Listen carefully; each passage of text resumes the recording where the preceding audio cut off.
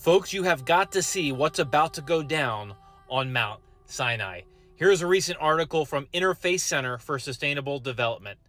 Returning to Mount Sinai, a prophetic call for climate justice and ceremony of repentance. Sunday, November 13th, 2022, Mount Sinai, in parallel with the COP27 United Nations Climate Conference. Between November 6th and 18th, 2022, the United Nations Climate Conference, COP27, will take place on the Sinai Peninsula in Sharm el-Sheikh, Egypt. On Sunday, November 13th, religious leaders will return on Mount Sinai, a mountain whose memory and meaning loom large as a place of revelation in the collective consciousness of Christianity, Judaism, Islam, and others. As an ancient sacred space, it was a site of prophetic experience in receiving God's message for the prophets Moses and Elijah in all three Abrahamic traditions, and the prophet Muhammad in the Muslim tradition. It therefore serves as an ideal location to remind humanity of our sacred responsibility to care for God's creation. The event, its preparation, and the stages of its unfolding will be filmed and made part of a documentary. Social media will be employed heavily to disseminate the event in real time.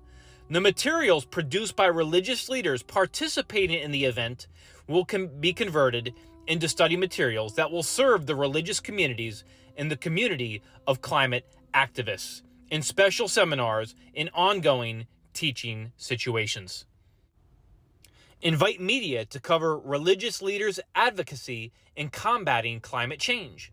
Promote a coalition of religious leaders to work together for climate action. Generate new faith-inspired climate education materials for broad use.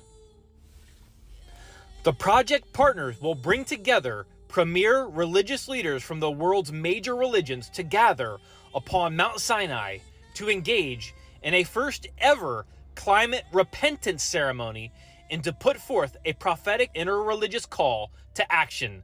Climate justice, 10 universal commandments. You heard that correct, folks. They want to put forth a prophetic interreligious call to action. Climate justice, 10 universal commandments. Folks, this is all about bringing all of the world's religions together to worship the earth and join together for this whole climate change agenda. One world religion. According to the Bible, Mount Sinai is the place where God revealed himself to the Israelites after rescuing them from Egyptian slavery.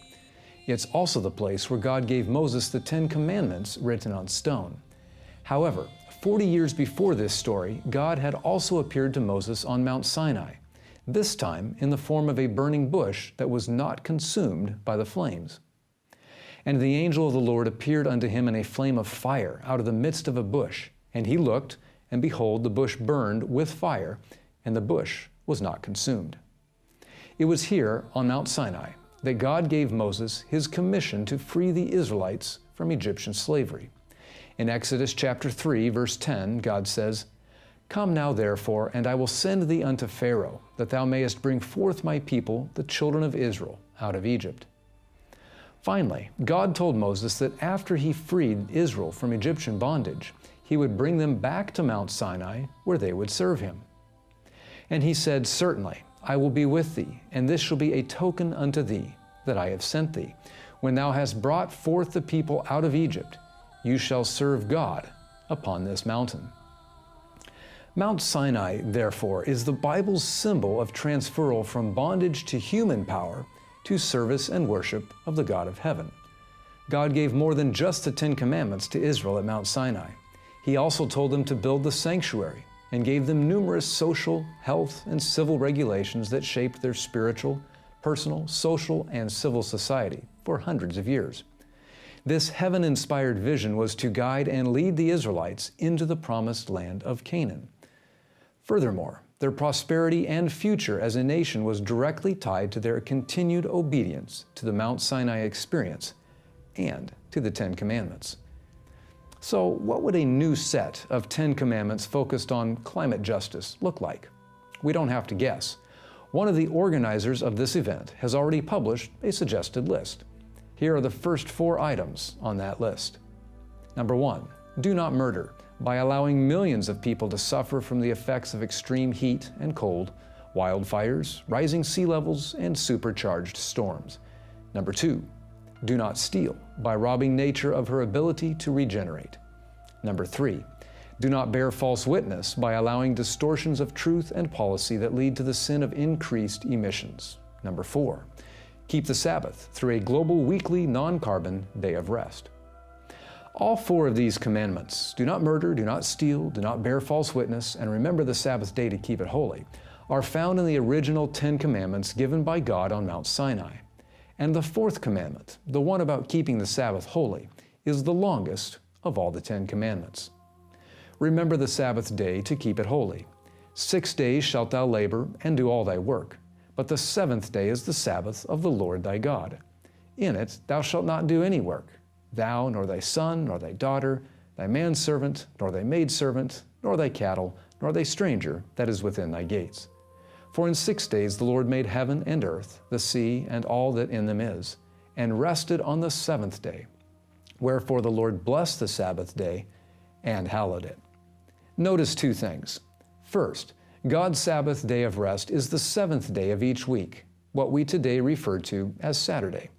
Second, the 7th day Sabbath is a memorial of God's completed work of creation and a sign of His authority as Creator. Note what Genesis chapter 2 says. And on the 7th day God ended His work which He had made, and He rested on the 7th day from all His work which He had made. And God blessed the 7th day and sanctified it, because that in it He had rested from all His work which God created and made. This perfect earth had a perfect climate and was masterfully designed for complete and eternal sustainability. And the 7th day Sabbath was the sign or symbol of God's power and authority to rule over this perfectly created earth. So are we free today to choose any day as a Sabbath of rest? The Bible's 4th commandment says very clearly, remember the Sabbath day to keep it holy. The 7th day is the Sabbath of the Lord thy God. The Bible says that the Sabbath is also a sign or symbol of God's power to save people from sin. God says in Ezekiel chapter 20, moreover also I gave them my Sabbaths to be a sign between me and them, that they might know that I am the Lord that sanctify them. So the Sabbath rest is also a symbol of forgiveness and freedom from the power of sin. The book of Revelation reveals that the issue of worship and rest will be a big one in the future. In Revelation chapter 14, an angel from heaven warns, if any man worship the beast and his image, and receive his mark in his forehead or in his hand, the same shall drink of the wine of the wrath of God. According to the Bible, the mark of the beast will be enforced on all people. Those that refuse to comply with this mark will be economically restricted and then, eventually, faced with death.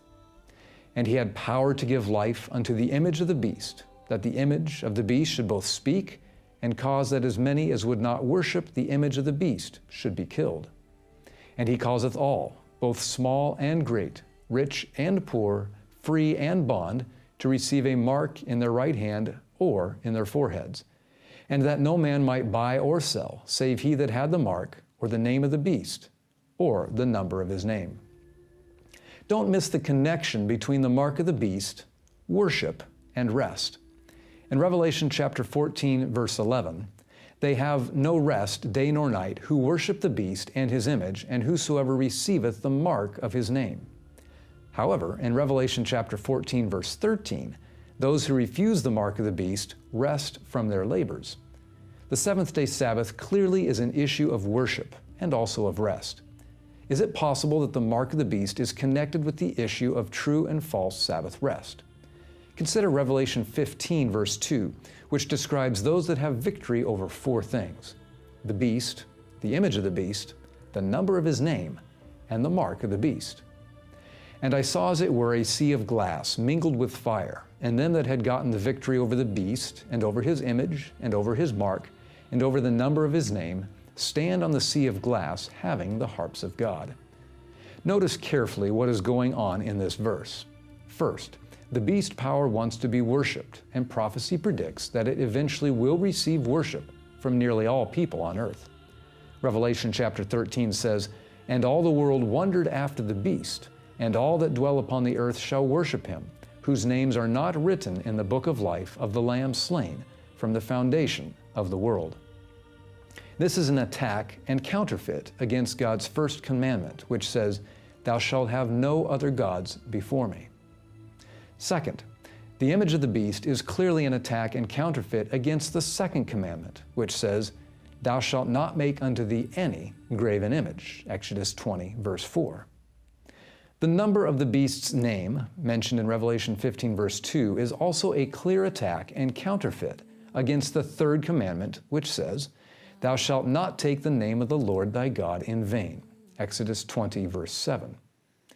This leaves the mark of the beast, which logic compels us to conclude is an attack and counterfeit against God's fourth commandment and the seventh-day Sabbath. Just as God's original Sabbath rest on the seventh day of each week serves as a memorial of His work of creation, the mark of the beast will center around a counterfeit Sabbath rest on another day of the week that celebrates humanity's effort to save creation.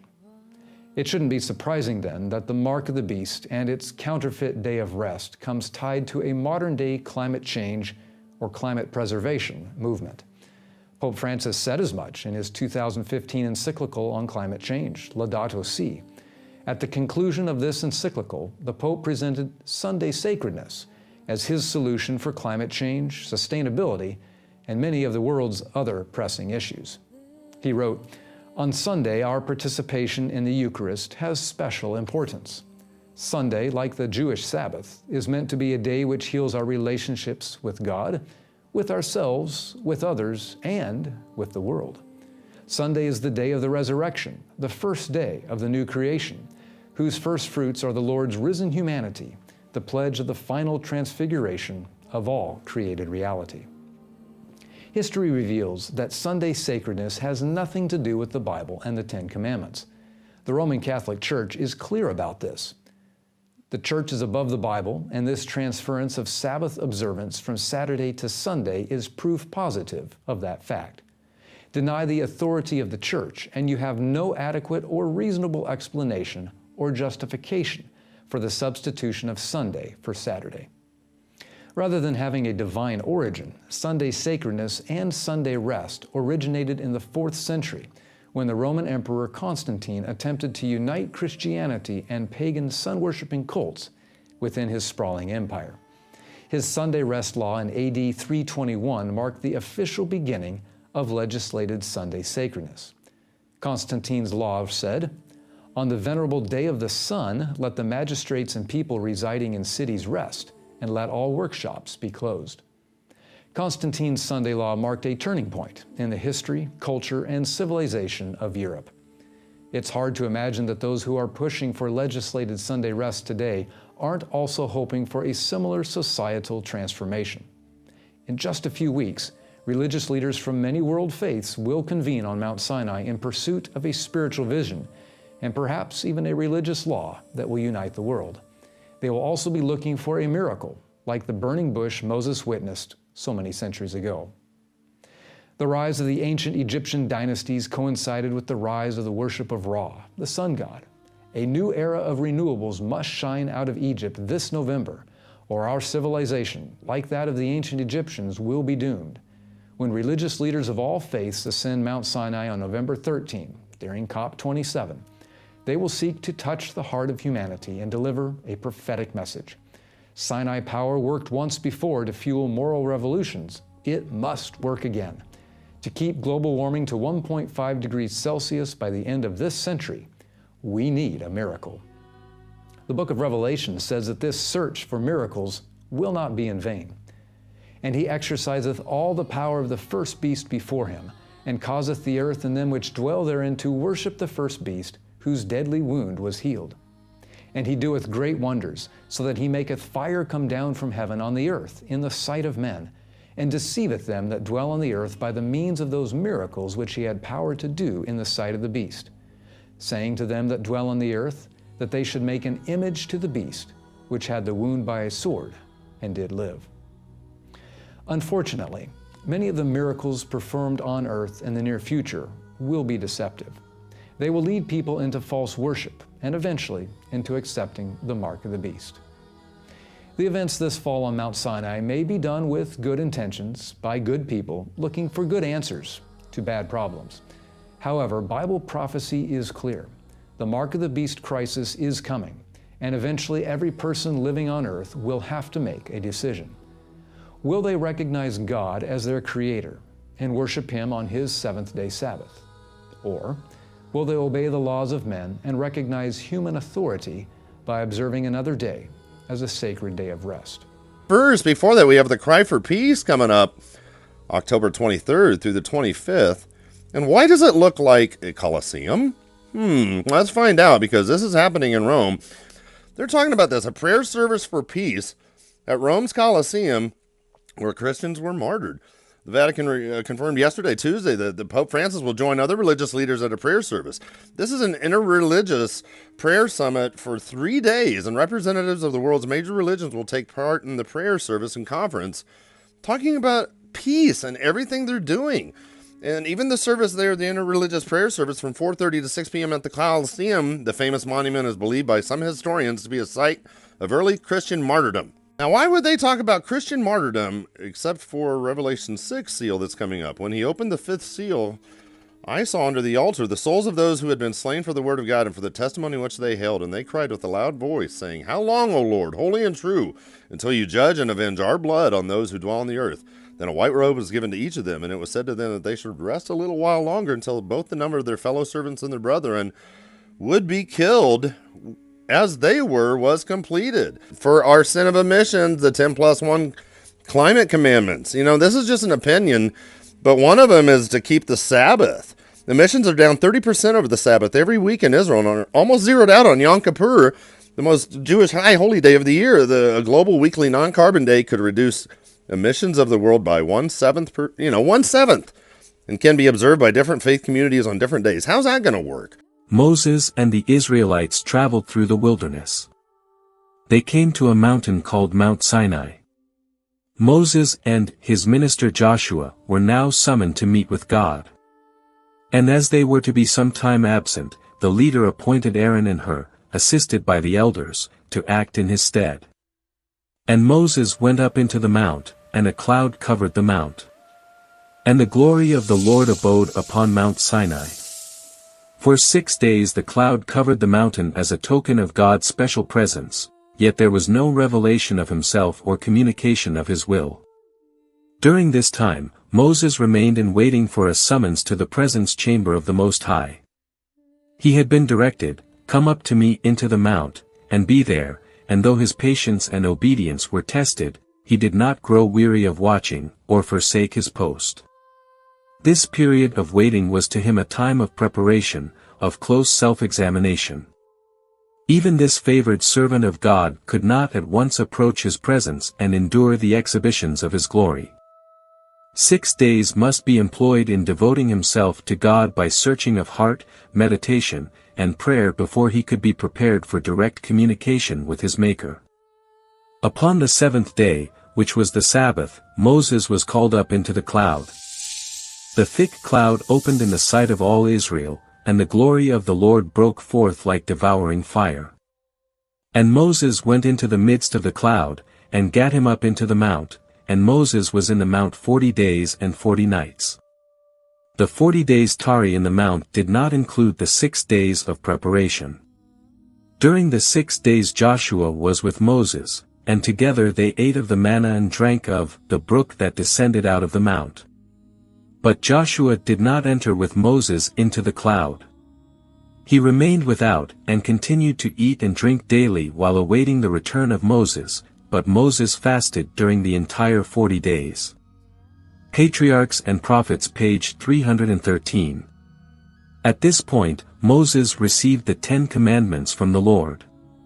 While Moses was on Mount Sinai, the people of Israel got tired of waiting for him. They told Aaron to make statues for them to worship like they had in Egypt. Aaron gathered all their gold and made a statue of a calf. The Israelites worshipped the golden calf and offered sacrifices. They said the golden calf, not the Lord, freed them from Egypt. Could it be that God is going to give the world another 10 commands? And who would be the new Moses of our generation if God were to do so?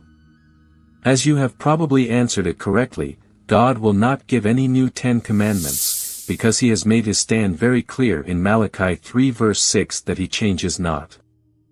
Jesus too affirmed it when he stated in Luke 16 verse 17 that it is easier for heaven and earth to pass away than for one title of the law to fail. Please remember that at Mount Sinai, you could either side with God by obeying his 10 commandments or with Satan by worshipping the golden calf. Since the 10 universal commandments cannot be from God, the devil must be behind it, just as he put pressure on Aaron to make the golden calf through the Israelites. We must be cautious about who we obey, because there are only 2 classes and 2 masters, one cannot worship both. Matthew 6 verse 24, no one can serve 2 masters, for either he will hate the one and love the other, or else he will be devoted to one and despise the other. So when they say 10 commandments, they are referring to the Pope's 10 commandments on climate change. So when Moses went up to the mountain, he went up to receive the 10 commandments, but he did not go up and come back down on the same day, but he went up to the mountain for 40 days. Exodus 34:28, and he was there with the Lord 40 days and 40 nights. He did neither eat bread nor drink water, and he wrote upon the tablets the words of the covenant, the 10 commandments. Now, when did the 10 commandments come? After the end of the 40 days. The final connection to all of this has to be the 40 days. So if you go from November 13th, 40 days, it brings you right to midweek Hanukkah and the winter solstice. Midweek Hanukkah and the winter solstice. December 22nd is exactly midweek Hanukkah, and it's the end of the 40 days of Mount Sinai and all the world leaders coming with the new 10 universal commandments. They want us to worship Mother Earth and to put forth a prophetic interreligious call to action, climate justice, 10 universal commandments. Oh, the audacity. So they're actually going to go up on God's holy mountain, where God told the Israelites, you can't even touch the foot of the mountain. He says here in Exodus 19, he says, put limits for the people around the mountain and tell them, be careful that you do not go up the mountain or touch the foot of it. Whoever touches the mountain will surely be put to death. And yet these people not only are going to touch the mountain, they're going to climb the mountain.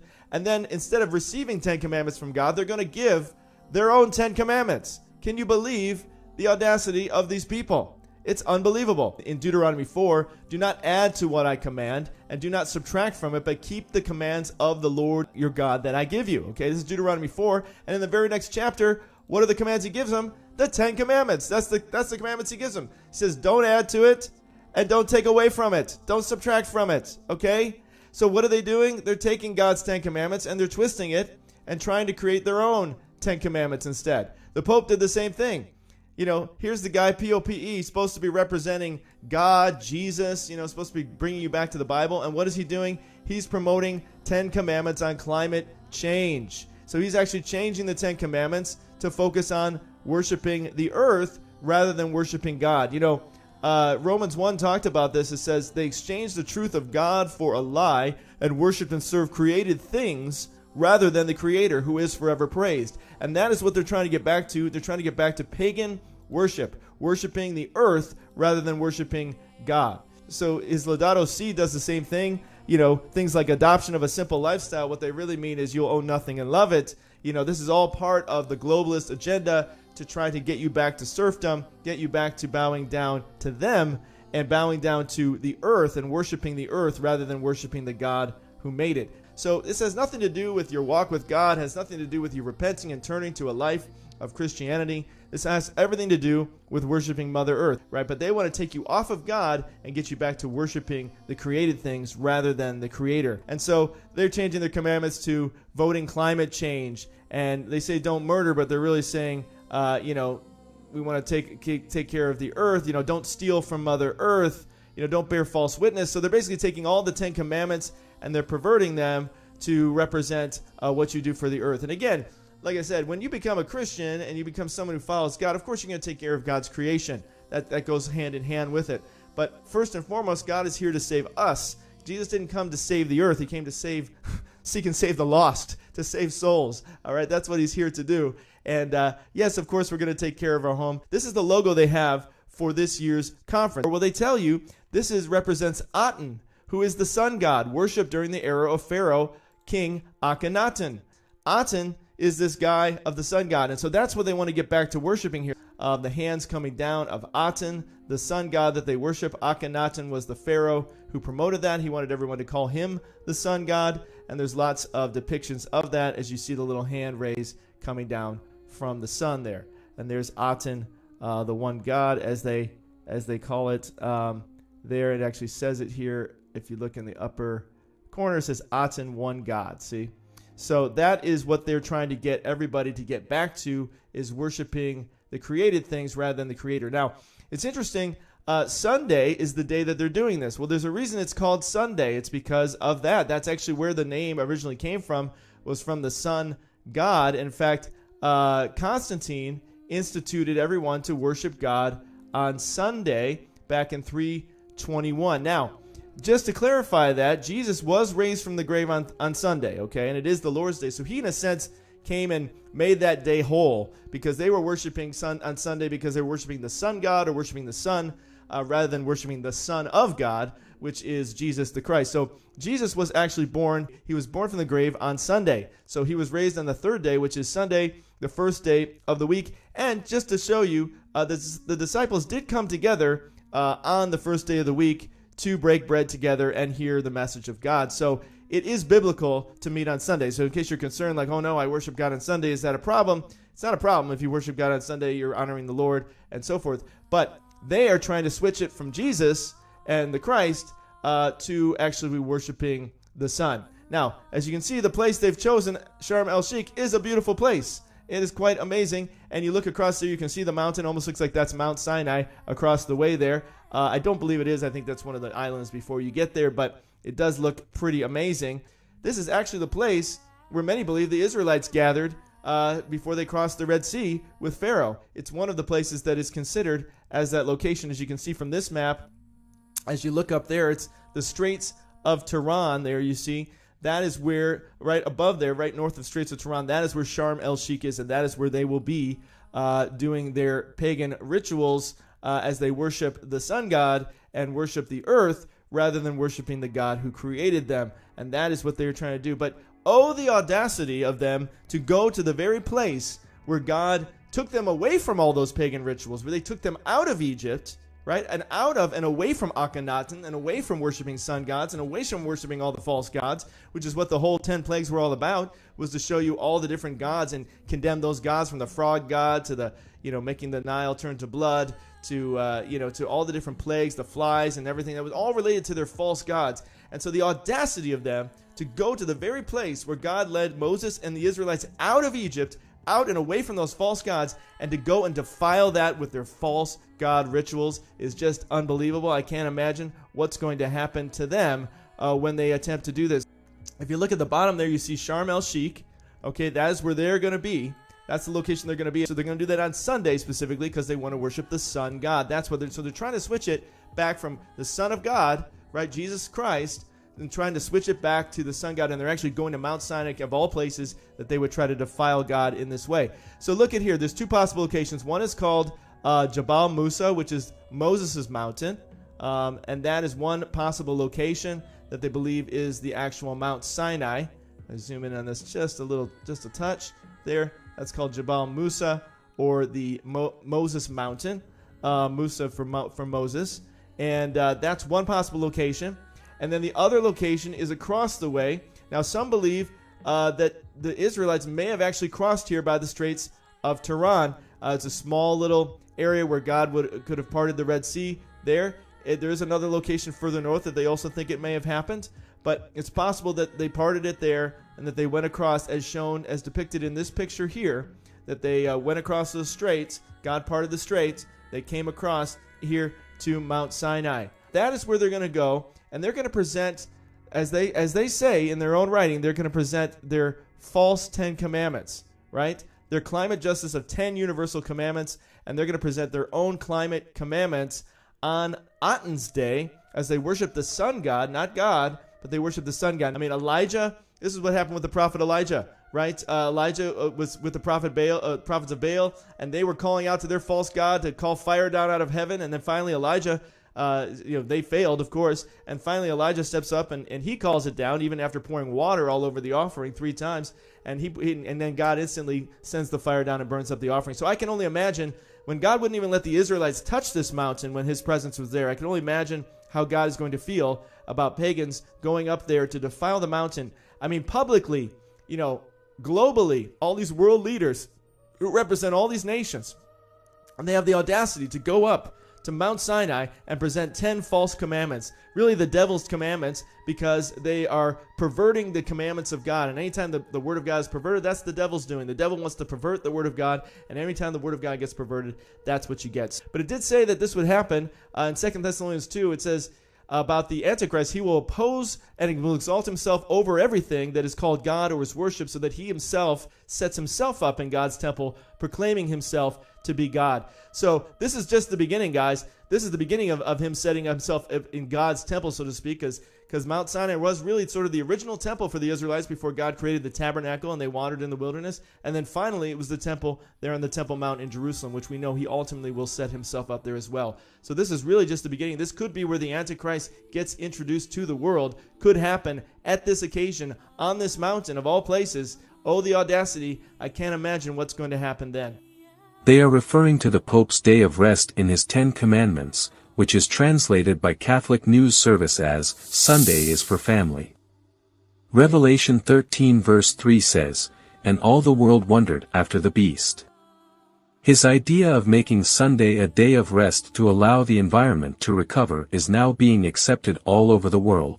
One of the reasons why keeping the Lord's seventh-day Sabbath, which is Saturday, holy is because it's a way of demonstrating that God is your creator.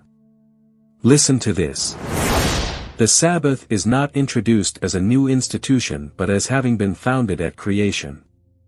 It is to be remembered and observed as the memorial of the Creator's work. Pointing to God as the maker of the heavens and the earth, it distinguishes the true God from all false gods. All who keep the seventh day signify by this act that they are worshippers of Jehovah. Thus the Sabbath is the sign of man's allegiance to God as long as there are any upon the earth to serve him. The fourth commandment is the only one of all the 10 in which are found both the name and the title of the lawgiver. It is the only one that shows by whose authority the law is given. Thus it contains the seal of God, affixed to his law as evidence of its authenticity and binding force. Now let's talk about COP27, starting with the logo.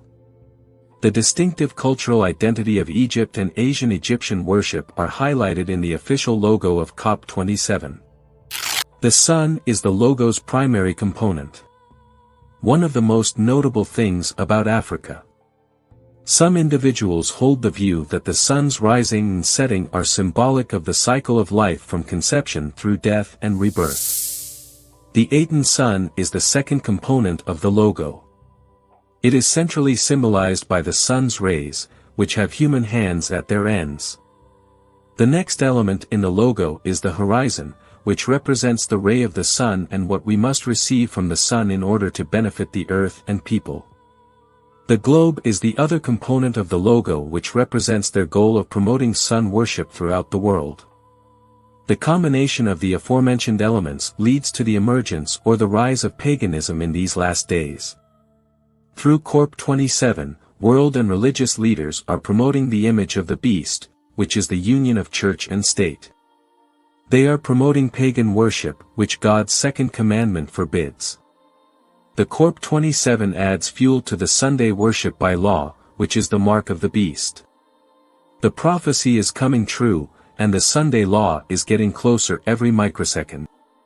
Satan puts his interpretation upon events, and they think, as he would have them, that the calamities which fill the land are a result of Sunday breaking. Thinking to appease the wrath of God, These influential men make laws enforcing Sunday observance. 10 Manuscript Release page 239, 1899. Sunday law advocates do not realize what they are doing. The Sunday movement is now making its way in darkness. The leaders are concealing the true issue, and many who unite in the movement do not themselves see whither the undercurrent is tending. They are working in blindness. They do not see that if a Protestant government sacrifices the principles that have made them a free, independent nation, and through legislation brings into the Constitution principles that will propagate papal falsehood and papal delusion, they are plunging into the Roman horrors of the Dark Ages. Review in Herald Extra, December 11, 1888. Sooner or later, Sunday laws will be passed. Watch this video next and see the nation that will pass the Sunday law. This is what I've been talking about, and I continue to talk about. It's Pope Francis's Laudato Si. It's the New World Order, half-baked horror story, and it'll be fully baked by this November, by November 13th. All of this is about is destroying life on planet Earth, is to get rid of all the fossil burning cars and get rid of all the cattle that are breathing their emissions that are destroying the ozone layer and everything that's destroying the ozone layer. So the kids are all gluing their hands to and throwing mashed potatoes over the masterpieces in different museums all over the world. All the way to Australia, they glue themselves to Porsche showrooms.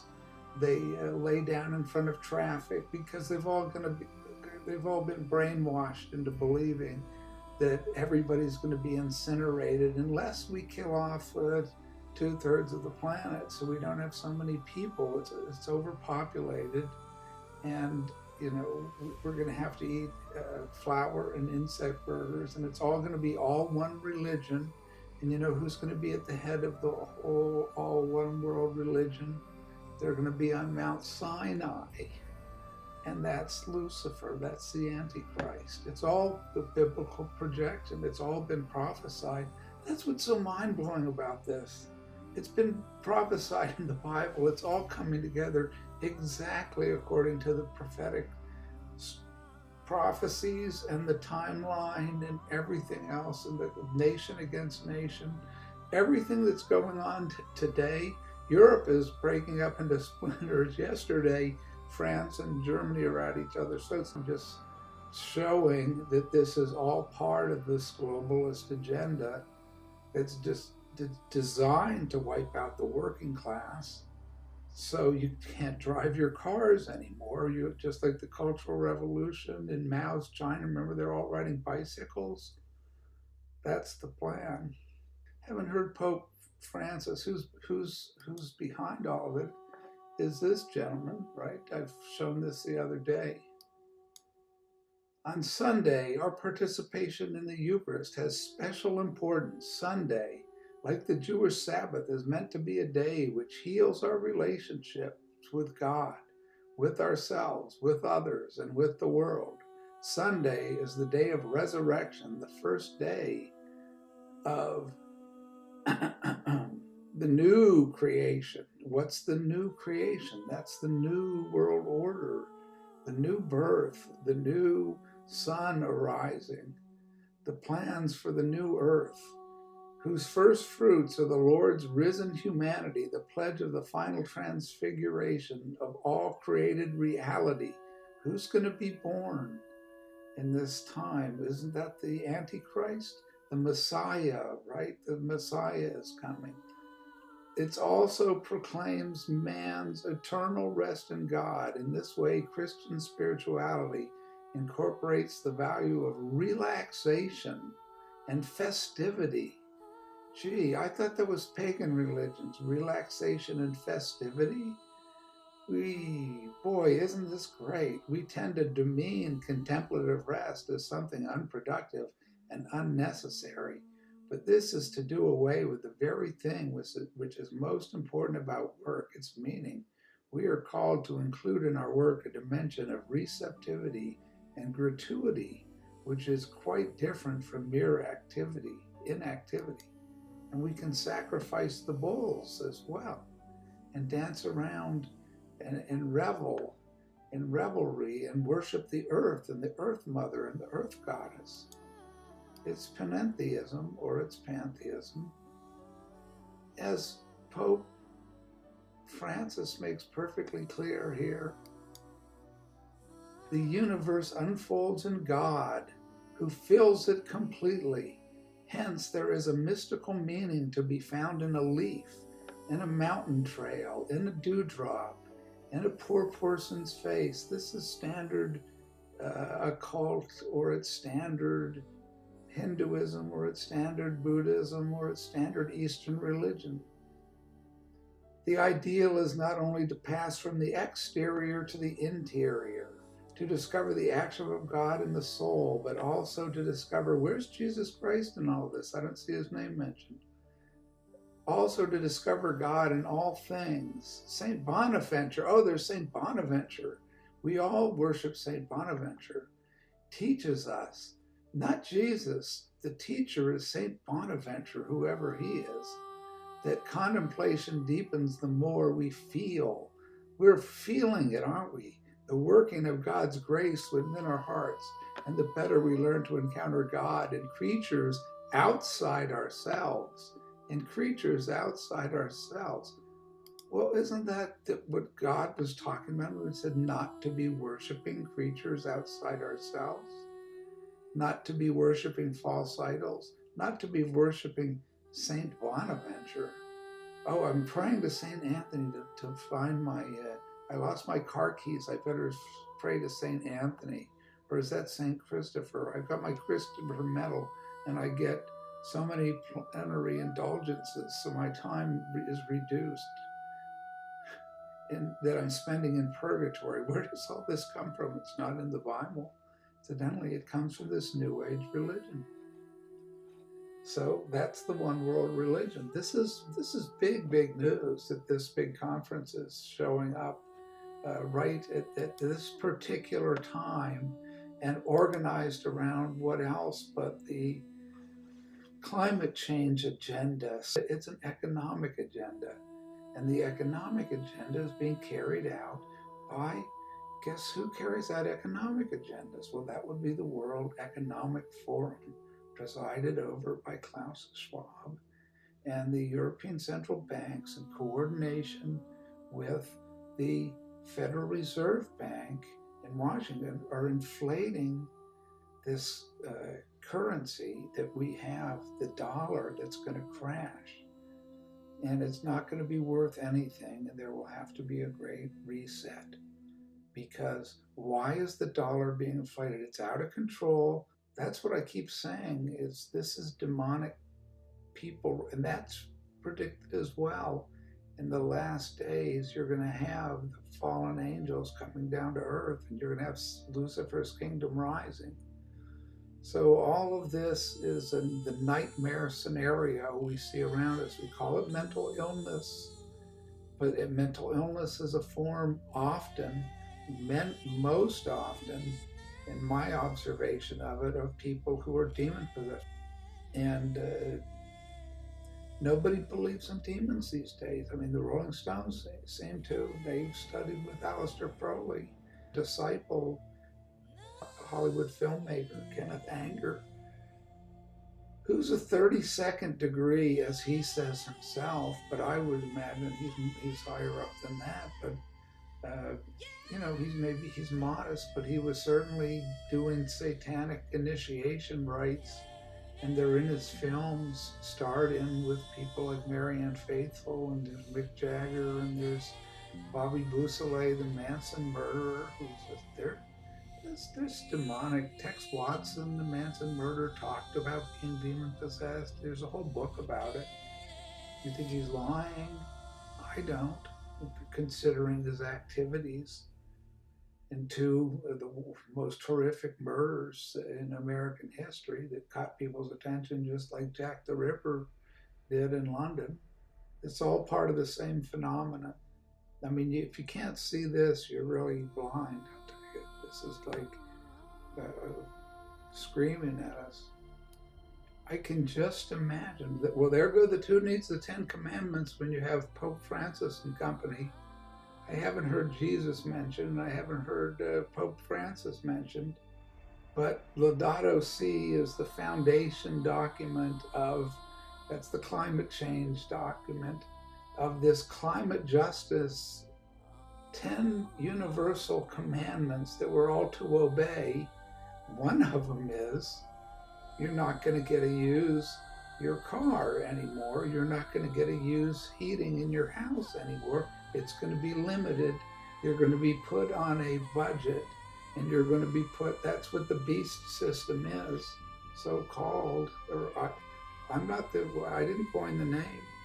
The beast system is the new digitized currency that's already been, and of course in a unilateral act signed into law by the dictator himself of the free world and commander-in-chief of all NATO forces, Joe Biden. But that's what's been signed into law, is this new digital currency that's going to be issued by the Federal Reserve, that everybody will have no possessions and be happy. To summarize Klaus Schwab's, I mean, it's nice that they put it in simple terms that people like you and me can understand. Have no possessions and be happy, and not use so much energy so we can save the planet for the rich and who are in yachts and jets and helicopters and have 15 vacation homes that, you know, use as much energy as probably the whole state of, you name it. This is clearly the rule of the 1% under the personage of whoever is going to sit in the rebuilt temple. And you see the Lizard King, like Jim Morrison is the Lizard King, and you see Alan Moore worshiping a serpent, that he's on LSD and talks with this serpent, and he has all this wisdom that's passed to him, and he's Austin Osman Spare, who's the disciple of Aleister Crowley, who invented automatic art used by the Surrealists, and there's this sex magic all through it, which is what Crowley's religion is. It's called black sex magic, and it's taken from Tantric Yoga, which are all these sexual practices that bring about states of ecstasy. It's a little bit different from Jesus Christ's religion. It's God destroys the temple because it's worshiping false idols. None of this is rocket science. I mean, you can worship one God, any God you want, but if you are worshiping all other gods, you're not worshiping the God of Israel, who says that you shall have no other God before me. You shall not worship false idols. You shall not worship animals or sacrifice. When Jesus came down, it was to stop the sacrificing of animals.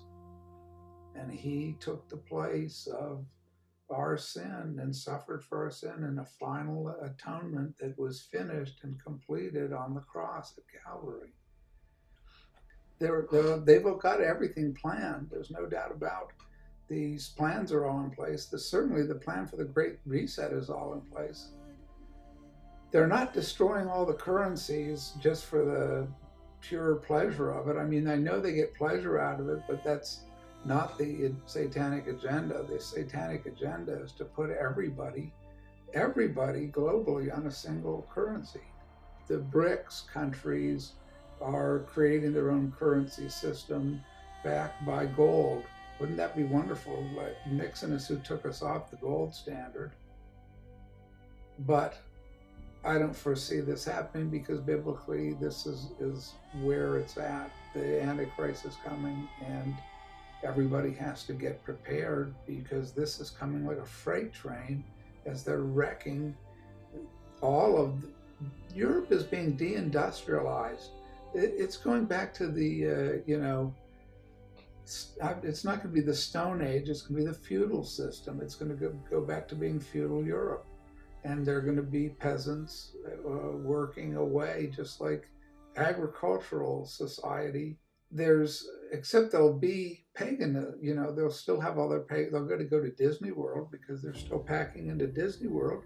They're not going to give up on American culture because that's brought them all the wonderful child porn and the Roman Polanskis and the Sharon Tate murders and the devil worship that's in Rosemary's Baby and all of Polanski's films that I can think of have the god of carnage and what's the Venus and Furs, the bitter moon, the sixth veil, whatever the Johnny Depp movie was with Satan and burning the books, and he's having intercourse with Natasha Henstridge or whoever Polanski's wife is, Emmanuel Senior. I don't know.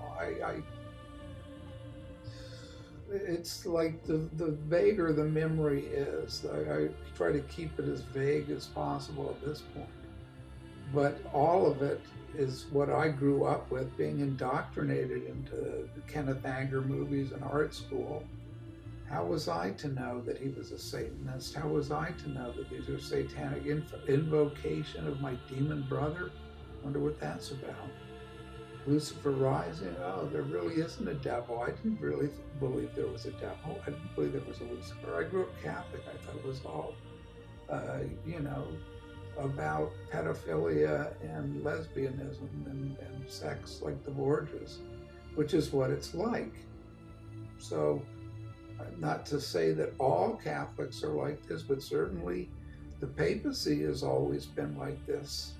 They make excuses for it, but they're, it's impossible to not see what's going on in the Vatican now when they're worshiping Pachamama, idols, earth fertility mothers, and the Virgin Mary becomes the great, we all pray to the Virgin Mary. Where is that in the Bible exactly? Where do you read about the Virgin Mary and her being a substitute for Jesus, along with all the saints, their bones, worshiping the bones of the saints? That's like worshiping mummies in their burial chambers, or worshiping the deities of the bodies of the Freemasons in Washington, D.C., the body of Albert Pike in his temple of Freemasonry up there on 16th Street, I think. So anyway, God bless everybody. I hope some of you will take seriously what these people are up to in Egypt. I mean, where else is it going to be? That's where the Egyptian religion is. That's where all of the Satanism traces back to. That's where Aleister Crowley comes out of, as the ancient mystery religion of Egypt, and the worship of Isis and Osiris and Horus and Sun Ra, the god of the sun is the rising sun, not the Son of God, the Son of Man. Remember Manson? He called himself Son of Man. You can see all this. That's how these things are deciphered. God speaks through numerology. He speaks through color. He speaks through names, bloodlines, all of this. It takes a lot of reading, and it takes a lot of reading of Scripture, but it takes matching Scripture up to reality that's around you.